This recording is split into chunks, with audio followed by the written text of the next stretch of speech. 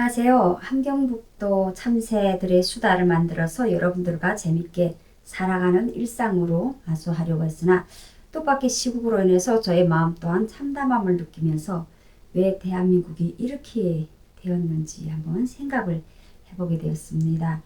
어느 분이 이야기를 하더라고요. 민주주의 사회에서 사회주의는 기생할 수 있으나 사회주의 사회에서 민주주의는 생존할 수 없다라고 말이죠. 북한의 사회주의 체제에서 살아온 저에게는 너무나도 큰 공감을 가져다 주는 말이었습니다. 내가 살던 북한 사회에서는 사상과 이념, 종교적인 가치는 일반 주민의 생각도 또 상상도 할 수 없는 일입니다. 만약 내가 북한의 불원소속이라고 하는 북한의 그 금성 출판사를 거치지 않은 일체의 다른 책을 본다거나 김일성 부자에 대해서 비판하거나 비난을 한다거나 또는 그 하나님이라는 단어를 입 밖에 낸다면 나는 물론이고 내 부모, 자식 3대에 거쳐서 처벌을 받게 됩니다. 그렇게 북한은 김일성식 사회주의 체제를 신봉하는 외에는 그 어떤 체제나 이념을 인정하지 않습니다. 그리고 종교는 더더욱 그렇고요. 김일성이 말했습니다. 종교는 아편과 같은 것이다 라고 말이죠. 그럼 민주주의 사회에서 사회주의가 기생하는 것은 믿을 수 있겠습니까? 지금 대한민국에서는 사상과 이념, 종교적 가치를 인정하고 보장되어야 한다는 그런 민주주의가 보편적 타당성이라고 하지요. 우리가 통일된 대한민국이라면 그 가치가 인정되고 보장되어야 한다고 칩시다. 하지만 우리에게는 오늘 이 시각도 한국을 적으로 인식하고 언제든지 무너뜨릴 준비가 되어 있는 북한이라는 세상에서 가장 악질적인 집단을 상대하고 있는데 그들의 사상적 공세, 물질적 공세, 종교적 공세에 그런 공세들에 우리 너무 무기력하게 침공당하고 말았습니다.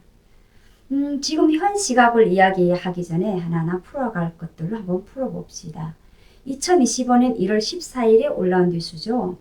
북한이 뭐라고 떠들었는지 아시죠? 괴뢰 한국 붕괴 조짐, 민방위 동원 태세 강화라고 지시를 했습니다. 북한이 한국이 아니어도 지금 이 겨울에는 늘 교도대 훈련을 하고 저기대 훈련을 합니다. 그런데 왜 하필 이 시국에 이런 지시를 하다를 했을까요? 북한 주민들이 이 시기가 훈련을 하는 시기라는 것을 몰라서 했을까요? 어차피 북한 주민들은 북한 내선으로만 통하는 TV와 방송, 신문밖에 접하지 않습니다. 그러면 이 지시사항은 한국 내 북한 추종 세력에게 해당되는 지시물이겠죠. 북한에 대남 공작원들을 위한 지침서가 있는 건 북한 주민들이 쉽게 접할 수 없는 이야기입니다. 보위부 안전부를 비롯한 국가기관 일꾼들만 받아볼 수 있는 교시록이 있습니다. 거기에 보면 전쟁이 일어나면 가장 먼저 해야 할 일들과 대남 공작원들이 지켜야 할 지침서 같은 것들이 들어있습니다. 일반 주민들은 접하기 쉽지 않지만 한번 곰곰이 생각해보면 들었던 기억들은 다 있을 겁니다. 탈북자들은요. 김일성의 교시 중에 전쟁이 나면 가장 먼저 방송국을 장악해야 한다는 것이 제1지침입니다. 그리고 그 다음에 무기고와 원전 등입니다. 그래서 우리는 방송사와 언론사를 모두 점령당했고 또 이제는 군까지 무력화가 되었습니다. 원전은 일상생활이니까 뭐 그대로 유지되는 듯하지만 지난 정부 때 원전을 어떻게 농락을 했나요? 우리가 다 알고 있지 않습니까? 영화 한 편을 보고 원전 폐기를 결정할 만큼 대통령의 파워가 막강했죠. 보수는 막으려고 애썼고 좌파는 대통령의 말 한마디 지키려고 뭉치고 그런데 그 모든 것이 누구의 지령을 받았겠는가는 일반 국민 여러분들이 더 잘 아실 테죠. 그런데 이게 우리가 북한에서 살 때 김일성의 교시에 다 담겨져 있던 내용이라는 겁니다.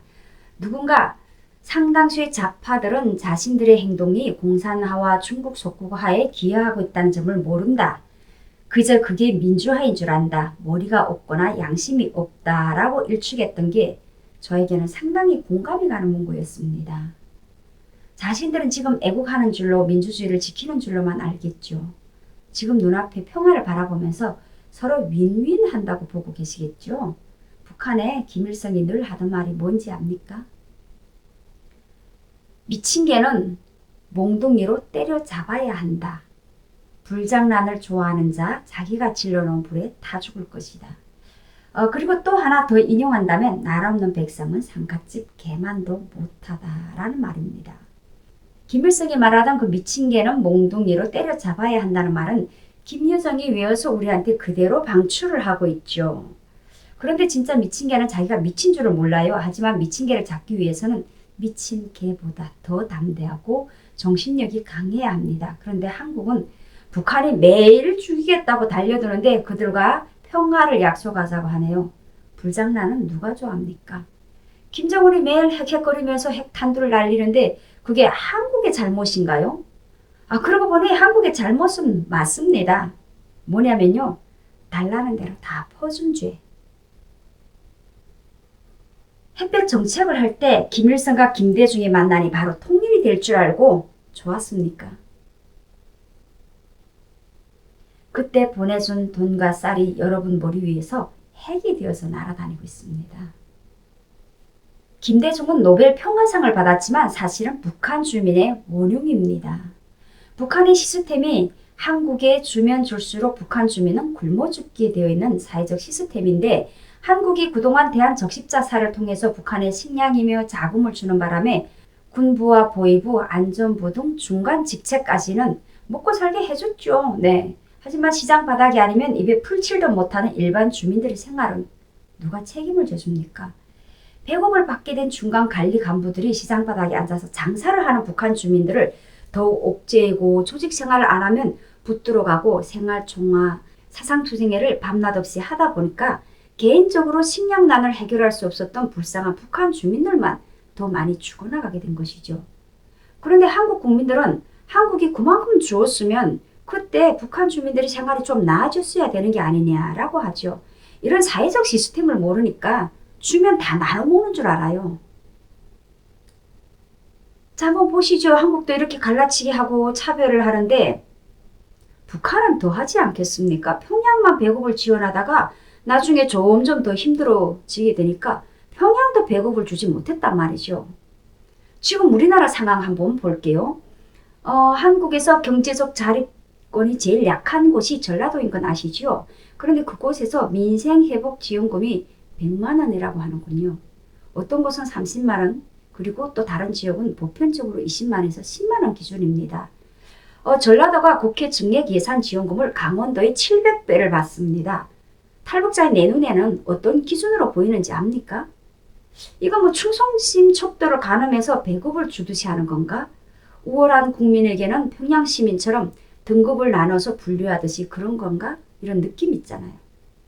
차별이 싫다고 차별금지법을 만들자고 그리도 외치던 분들이 돈은 왜 동일하게 나눠 갖지 않지요? 거기다가 전라도 지역은 전체적으로 재정 자립도가 10% 미만입니다. 자기들이 스스로 재정을 마련할 능력도 없는 사람들이 국가 세금은 가장 먼저 발빠르게 찾아서 쑥 국리부터 합니다. 뭐 한국에 오니까 그런 소리가 있더라고요. 국가 세금은 먼저 보고 쓰는 사람이 임자라고 하던데 그래서 그런가요? 참 알다가도 모르겠습니다. 그런 곳이 북한에서는 가장 살기 좋은 곳, 가장 아름다운 곳, 그리고 가장 충성심이 높고 월등한 사람들만 사는 곳인 줄 알았습니다. 그런데 여기 와서 또 이런 광경을 보니까 참 어이가 없네요. 요즘 대한민국이 돌아가는 상황을 보면 너무 기가 막혀서 지금 많은 탈북민들이 한남동으로 과천청사로 그리고 지금은 서부지검 앞에서 국민들과 함께 목소리를 높이고 있습니다. 우리가 지금 한결같이 외치는 구호는 부정선거 밝혀내라는 것입니다. 부정선거가 없다고 하시는 분들 계시죠? 많은 자료들이 쏟아져 나오는데 우리나라 헌법기관, 검찰, 공수처 모두 이재명의 아바타가 되어서 대통령도 이제는 국민들이 불신하고 안 믿게 만들었습니다. 국민의힘당도 마찬가지입니다. 이런 상황에 입 다물고 내각제 추천하시는 분들요. 부정선거 수혜자들이라는 생각밖에 들질 않습니다. 그리고 서부지검 앞에서 외치는 어르신 2030 세대들 자유민주주의를 지키기 위해서 나왔습니다. 대통령 윤석열이 아니라 윤석열 대통령을 지키는 길이 자유민주주의를 수호하는 길이기 때문입니다. 아스팔트 어르신들, 당신들이 부와 영화를 누리려고 나온 것이 아닙니다. 그분들 세대에는 대한민국이 그렇게 빨리 망하지를 않습니다. 4050 당신들이 나이 들면 그 세대가 힘들어지죠. 그 세대가 지금 80대 어르신들이 나이가 되면 그때 가서 힘들어집니다. 그래서 그 어르신들이 자식 세대에는 어떻게 하나 민주주의가 무너지지 않고 당신들의 삶이 지금처럼 평안하게 유지되라고 아스팔트에서 저 고생을 하고 계시는 거예요. 여러분이 깨어나지 않으면 한반도가 둘로 나뉘고 사회주의를 지향했던 북한 체제처럼 한국이 그 발밑 아래에서 우리가 겪었던 탈북자 우리가 겪었던 그런 아픔과 슬픔을 겪게 된다고요. 그래서 모든 사람들이 자유민주주의를 수호하려고 저곳에서 추운 곳에서 힘들게 경찰들 맞서서 그리고 공수처를 맞서서 싸우고 있는 겁니다. 친중 친북이라고 하면 싫어하니까 한번 어느 유의를 한번 해볼게요. 중국이 땅덩어리도 크고 또 중국에서 사업을 해야 되는 분들, 그러니 중국을 무시할 수 없다는 분들, 그리고 북한이 주적이어도 적당히 쥐어주고 전쟁만은 막아야 한다는 생각을 하시는 분들, 상당히 위험한 생각을 하고 계십니다.